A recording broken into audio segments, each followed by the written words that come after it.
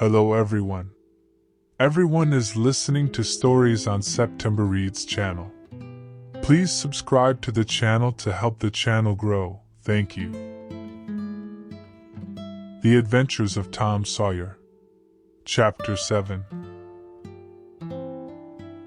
The harder Tom tried to fasten his mind on his book, the more his ideas wandered. So at last, with a sigh and a yawn, he gave it up. It seemed to him that the noon recess would never come. The air was utterly dead. There was not a breath stirring. It was the sleepiest of sleepy days. The drowsing murmur of the 25 studying scholars soothed the soul like the spell that is in the murmur of bees. Away off in the flaming sunshine, Cardiff Hill lifted its soft green sides through a shimmering veil of heat, tinted with the purple of distance. A few birds floated on lazy wing high in the air. No other living thing was visible but some cows, and they were asleep. Tom's heart ached to be free, or else to have something of interest to do to pass the dreary time. His hand wandered into his pocket, and his face lit up with a glow of gratitude that was prayer, though he did not know it. Then furtively the percussion cap box came out. He released the tick and put him on the long flat desk. The creature probably glowed with a gratitude that amounted to prayer, too, at this moment, but it was premature, for when he started thankfully to travel off, Tom turned him aside with a pin and made him take a new direction. Tom's bosom friend sat next him, suffering just as Tom had been, and now he was deeply and gratefully interested in this entertainment in an instant. This bosom friend was Joe Harper. The two boys were sworn friends all the week, and embattled enemies on Saturdays. Joe took a pin out of his lapel and began to assist in exercising the prisoner. The sport grew in interest momently.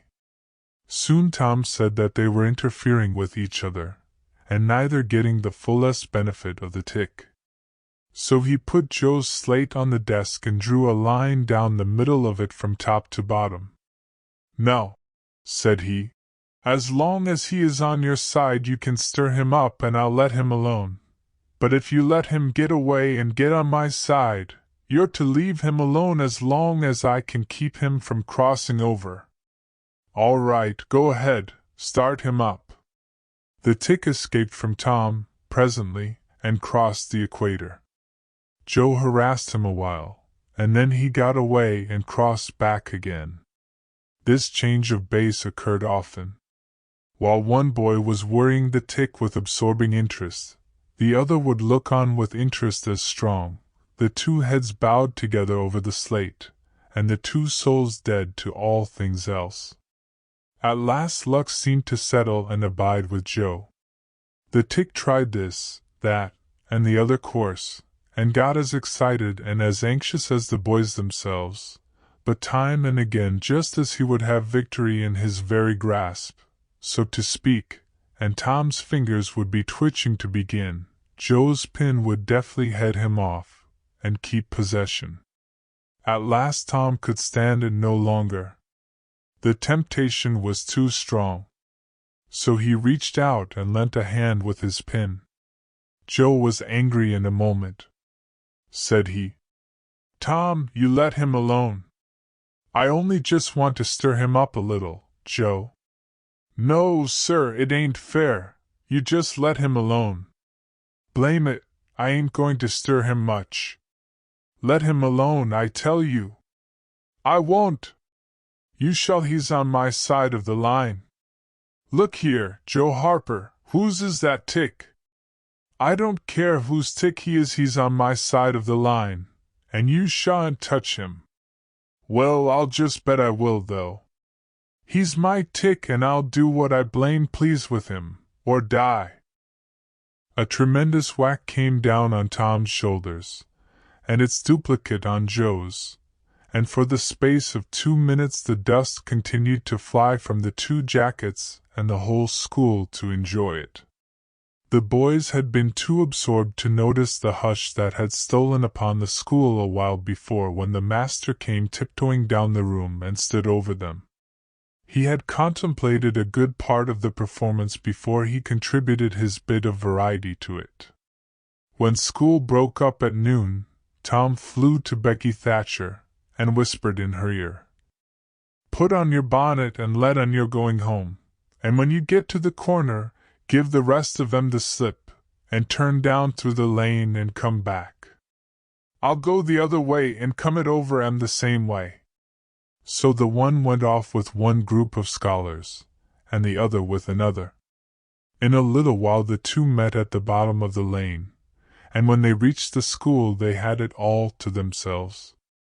Then they sat together, with a slate before them, and Tom gave Becky the pencil and held her hand in his, guiding it, and so created another surprising house. When the interest in art began to wane, the two fell to talking. Tom was swimming in bliss. He said, "Do you love rats?" "No. I hate them." "Well, I do, two live ones. But I mean dead ones, to swing round your head with a string. No, I don't care for rats much, anyway. What I like is chewing gum." "Oh, I should say so. I wish I had some now." "Do you?" "I've got some. I'll let you chew it a while, but you must give it back to me." That was agreeable, so they chewed it turnabout, and dangled their legs against the bench in excess of contentment. "Was you ever at a circus?" said Tom. "Yes, and my pa's going to take me again sometime, if I'm good. I've been to the circus 3 or 4 times, lots of times. Church ain't shucks to a circus. There's things going on at a circus all the time. I'm going to be a clown in a circus when I grow up." "Oh, are you? That will be nice. They're so lovely, all spotted up." "Yes, that's so.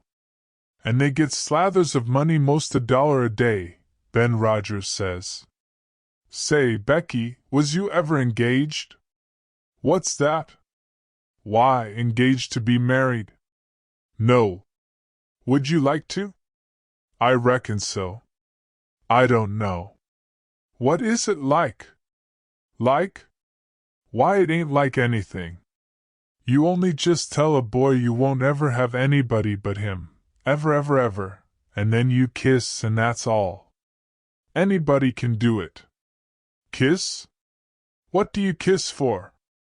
"Why, that, you know, is to, well, they always do that." "Everybody?" "Why, yes, everybody that's in love with each other. Do you remember what I wrote on the slate?" "Yes." "What was it?" "I shan't tell you." "Shall I tell you?" "Yes, but some other time." "No, now." "No, not now, tomorrow." "Oh, no, now." "Please, Becky, I'll whisper it ever so easy." Becky hesitating, Tom took silence for consent, and passed his arm about her waist and whispered the tale ever so softly, with his mouth close to her ear. And then he added, "Now you whisper it to me just the same." She resisted for a while and then said, "You turn your face away so you can't see, and then I will." "But you mustn't ever tell anybody, will you, Tom? Now you won't, will you?" "No, indeed I won't." "Now, Becky." He turned his face away. She bent timidly around till her breast stirred his curls and whispered, "I love you." Then she sprang away and ran around and around the desks and benches, with Tom after her, and took refuge in a corner at last, with her little white apron to her face. Tom clasped her about her neck and pleaded, "Now, Becky, it's all done all over but the kiss. Don't you be afraid of that, it ain't anything at all. Please, Becky." And he tugged at her apron and the hands. By and by she gave up and let her hands drop, her face, all glowing with the struggle, came up and submitted. Tom kissed the red lips and said, "Now it's all done, Becky. And always after this, you ain't ever to love anybody but me, and you ain't ever to marry anybody but me, ever, never, and forever. Will you?" "No, I'll never love anybody but you, Tom, and I'll never marry anybody but you, and you ain't to ever marry anybody but me either." "Certainly. Of course. That's part of it. And always coming to school or when we're going home, you're to walk with me, when there ain't anybody looking, and you choose me and I choose you at parties, because that's the way you do when you're engaged. It's so nice. I never heard of it before. Oh, it's ever so gay. Why, me and Amy Lawrence." The big eyes told Tom his blunder, and he stopped, confused. "Oh, Tom! Then I ain't the first you've ever been engaged to." The child began to cry. Tom said, "Oh, don't cry, Becky, I don't care for her any more." "Yes, you do, Tom, you know you do." Tom tried to put his arm about her neck, but she pushed him away and turned her face to the wall, and went on crying. Tom tried again, with soothing words in his mouth, and was repulsed again. Then his pride was up, and he strode away and went outside.